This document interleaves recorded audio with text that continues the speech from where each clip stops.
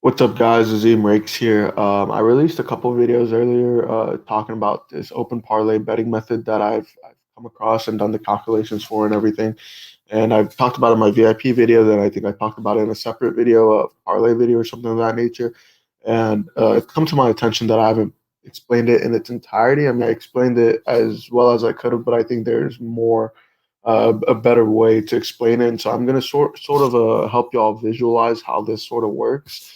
This should be a quick video. This is good for my VIP guys as well as my free play guys because remember, free play guys, you will get a full Friday.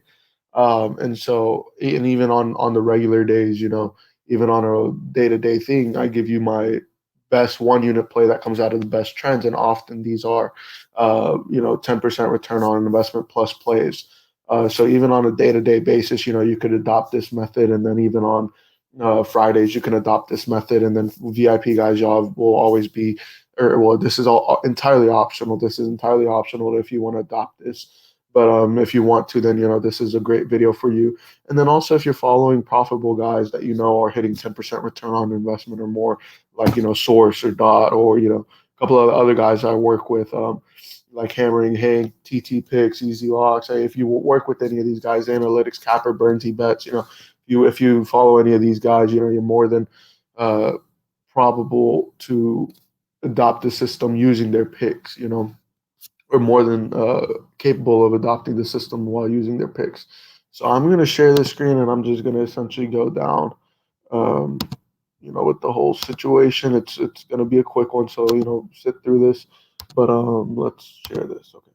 So this is what we're looking at, right? Can you all see? Okay, this is what we're looking at. So basically, when I put my card out, right, what I do, and of course these aren't actual plays, but these are just like think of these as plays. That's why they say play A, play B. These could be MLB, NHL, NBA plays, whatever. But when I make my card, I bold them. But when I put them onto Twitter, obviously I can't bold on Twitter. So I put an asterisk next to the plays that are open parlay worthy. What is a play that's open parlay worthy? Basically any play that profits us more than 10% ROI or wins 60% or more, or both. It has to do both. So in the NBA, because I have that parameter set to where it has to win 60% or more, generally speaking, an NBA play is going to be 15% ROI or more. But for MLB, NHL, it's 10% ROI or more.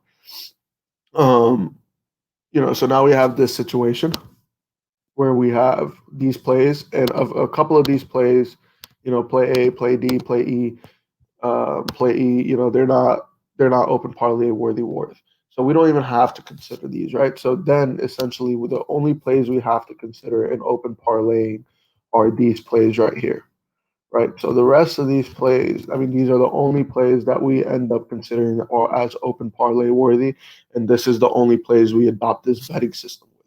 So now what happens? Well, you go in and what an open parlay is, it's essentially a parlay, but what you're doing in a parlay is you pick three plays ahead of time, right? And you say, these plays are the plays I'm going to put in my parlay. Well, with an open parlay, what do? You pick one play and you open two spots. Two spots can be filled later on. So you pick this one play and then you open up two spots and you fill them in as they come in. And so there's no discount on this. And this is better because imagine if you put place B, C, and F together, right? In one simple regular parlay, not an open parlay, but just a regular parlay. And then B misses and C and F don't. Well, then all of a sudden you just missed out on two free winners that you could have used in a different parlay. So you don't want to do that. That's why we use open parlays rather than regular parlays. It helps us reduce our risk and increase our rewards as a result. So you don't want to do that, and there's no discount on open parlays, right? They pay the same. So why not be taking advantage of the advantage that we're given using open parlays? So what we will do is so what we would do is, we go in and we open up a parlay. So let's just name this open parlay one. So we come in and we take this and we fill it in here. And then, let's say B and C happen right around the same time. So then what we do is instead of putting C in there, we will open up another parlay and we will put in C there, right? So now we've filled in B and C. These are two plays, right? So we fill in leg ones of our open parlays, between with B and C. Now, what do we do after that? Well, let's say play B wins, right? Let's say it wins. Well, we don't want to, first of all, again, the same reason why we wouldn't start a regular parlay with B, C, and F, just in case if play B loses, we don't want to lose on C and F or whatever. Um, same reason we wait until we figure out the result of play B. So if it loses, well, then bam, this one scratch, and we go on and create an open parlay three, and we fill the next one in there. We go with here and we put play F over here. We put play F over here. But let's say it wins, right? And play F hasn't started yet. It hasn't started yet. At this point, you just take this and you put it in as leg two. You put it in as leg two. It doesn't matter if it's a money line play. It doesn't matter if it's a spread play. Generally speaking, in any of the legs, it does not matter what the play is, because at the end of the day, if you're using money line plays for these open parlays, or like a money line plays on these little legs or whatever, then you're going to get less return. You're going to get less of a return, but you're going to increase your hit rate. So the return is going to stay the same. Same thing if you use, minus 105 or minus 110 spreads, your hit rate's going to reduce, but your payout's going to increase. So your return on investment is going to stay the same. Now, are you rather more comfortable with hitting more often than not or less often than not? Whatever your case is, the return will stay the same. But I know some people have short credits, and they want to make sure that they don't have to pay out at the end of the week or whatever the case may be. If that's the case, then feel free to take the leg two or leg three and make them money line plays and keep the play leg ones spread plays and things of that nature. Or even total plays, or even short favorites like minus 120 favorites, and then leg two and leg three come in and fill them in with minus 150 or minus 160 or more favorites. That's entirely up to you. That's something that you need to realize and what's best for you, because again, some people may have short credit limits or something of that nature. They may not even have credit. If you They may be deposit based, right? So if you're deposit based, it doesn't necessarily mean anything for you to have increase, or increase your hit rate. But for people with short credits who go on a week to week basis with whoever they're going through, you might want to increase your hit rate. And at the end of the day, return on investment is going to be the same. So at least this way, you're not increasing your hit rate, you're also reducing your rewards. But at least there might not be a week where you don't hit a parlay or whatever the case may be, because you were trying to go for a big win. So maybe in that case you want to go with minus 150, minus 170 or more in this leg three, and maybe leg two. But yeah, so now we put play F in here, right? And then we go on and play F, G, H, and I all start together. Well, guess what? Again, we won't know the results of play F before we can play G. You know, so before that, since that's the case, we're not going to put play G next to play F. We're going to take play G over here. In the sorry, we're going to take play G over here to play C and put it here. In the instance this wins. Now, what happens if this loses?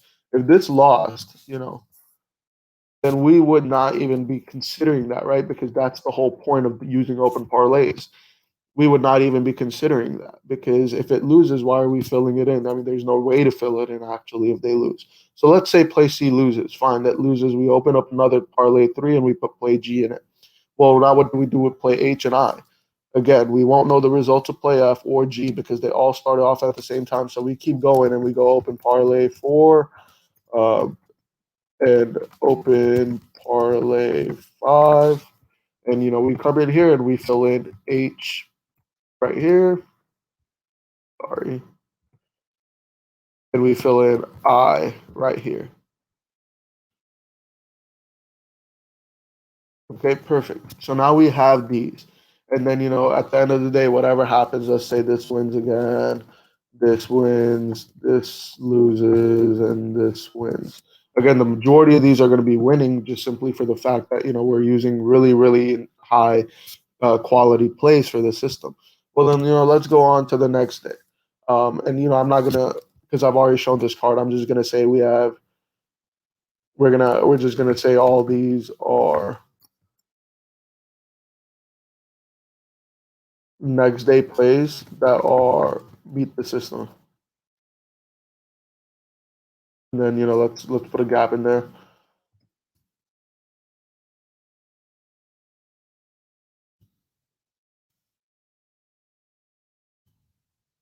Okay, so these are the next day's plays, or whatever the case may be. These are the next day's plays.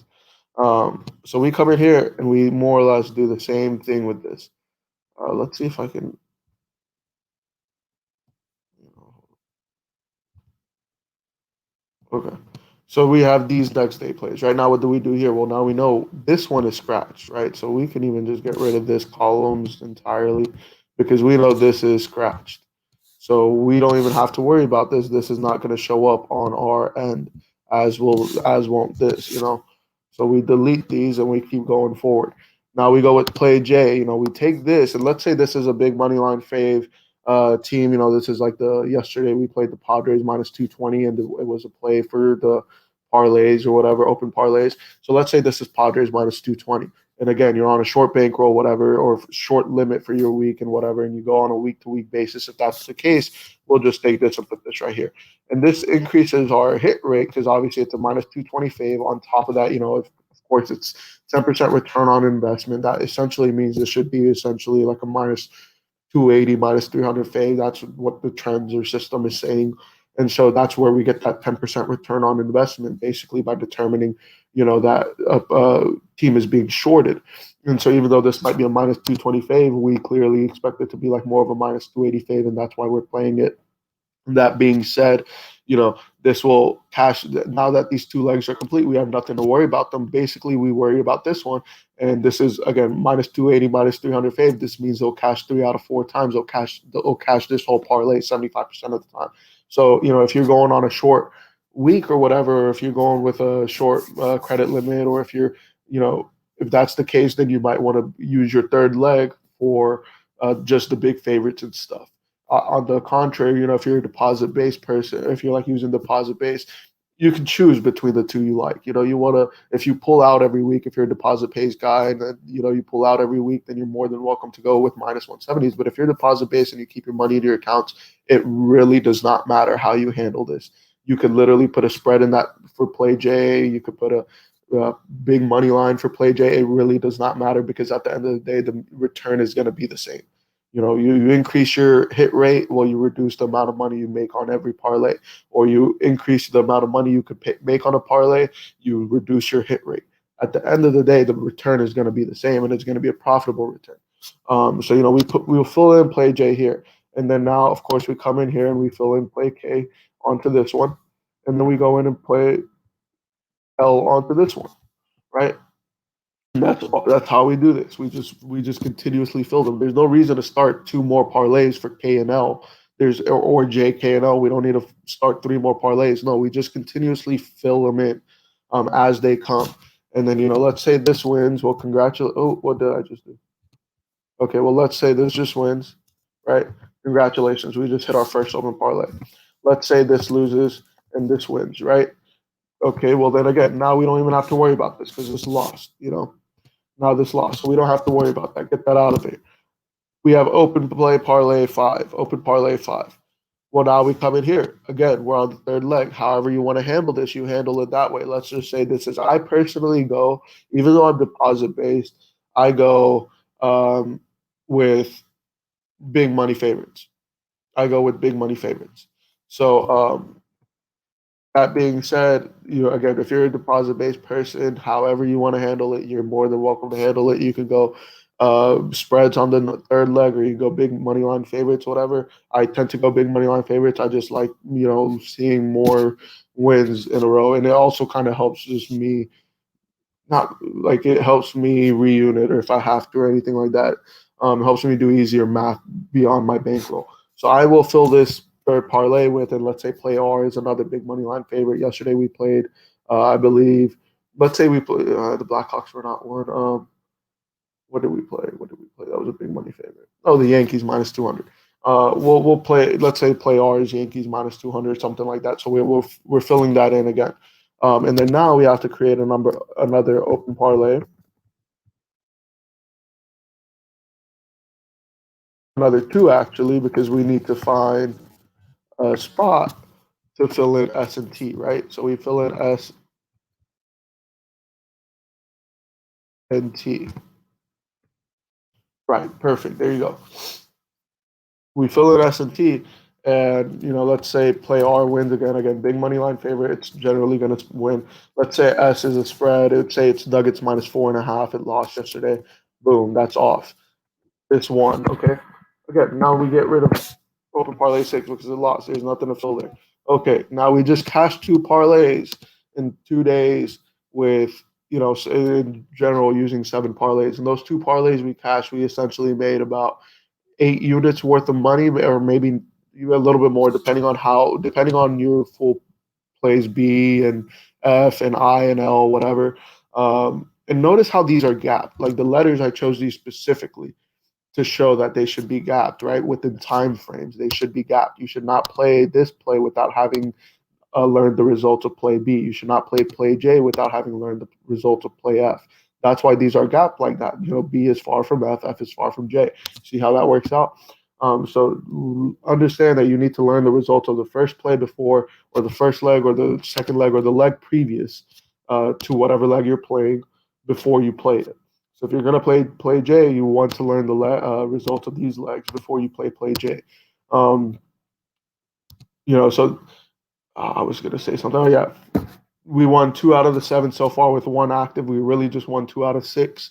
33% sounds about right on how many we're going to cash these, but we're going to cash them around anywhere depending on if these are money lines, or if these are spreads, or if they're a combination of two. We're going to be cashing 4 to 6 units on each of the parlays. So in two parlays, we cashed anywhere from 8 to 12 units, while losing 4 units on the other four that we missed. So we made anywhere from 4 to 8 units out of 6 parlays. 4 units is actually probably the more likely of the one, just simply because I've done the calculations, and this seems perfect because 4 divided by 6, right? 4 units divided by 6 units of, oh no, 8 divided by 6. No. Probably 5 is what you're probably going to look to make. The reason I kind of got flustered there is because I did the calculations on this, and we actively expect to make about 0.75 units per open parlay we create using this method. It seems not like a lot, but guess what, guys? If you were to play a 60% favorite or 60% play in the NBA for a straight up play, you look to make 0.146 units. So to make 0.75 units per parlay we play is actually a really good return. So you in this general landscape where we just kind of broke this down and everything, you might look to make 5 units out of every 6 plays, or whatever that roughly comes out to. 5 divided by 6. About no, you roughly 4 units or 5 units of wins you'll look to make in these 6 parlays, which will come out to anywhere from 0.66 units per parlay on average to 0.83 units per average on average per parlay. So that is what this is what we're targeting. This is something that VIP gets to take full advantage of. This is something that free play guys get to take advantage from me, on every day one play, and then on Fridays every play, because Fridays are freebies. And the reason I say from me, right, because you don't necessarily have to take advantage of this betting method from me. You can follow guys that I mentioned earlier that are 10% return on investment or more, like Dot Bets, Easy Locks, Source Podcast, Analytics Capper, Hammering Hanks, TT Picks, and so many more that I'm probably forgetting. Just the guys I'm just daily work with daily, and that's why they're on the top of my mind. But just these guys, you can go literally and probably incorporate the same system. So for me, you get to follow on a day-to-day basis one play, and then a freebie Friday. You get to go through the whole iteration of it, or the whole thing of it. VIP guys, you get to go through that with me every day. But with other people, you'll be able to incorporate this method as well. And it's a great way to reduce or increase rewards while reducing risk. It's a great way to assess value, and sort of take advantage of a beautiful opportunity that we have. If you don't have a book that offers open parlays, you contact me. I'll get you onto a right book or something. But yeah, this is essentially the open parlay betting method, and it's been a very profitable one, as I've mentioned earlier. While everybody has made 44 units or something like of that nature this month up to date, month to date, I've made about 65, 66 units, probably more after yesterday. I haven't added that into today's. or into the new record. But yeah, I've made a good amount, a little bit more than everybody else, and that's why I'm releasing this betting method because I think it's a very valuable betting method. So keep this in mind, and hopefully we are able to use this to our benefits and be able to profit quite a bit. All right, guys. Thanks for watching this video. Let's get this out of here. Thanks for watching this video. Follow Azim Rakes on YouTube and Twitter, and I will continue to make videos and profitable betting methods.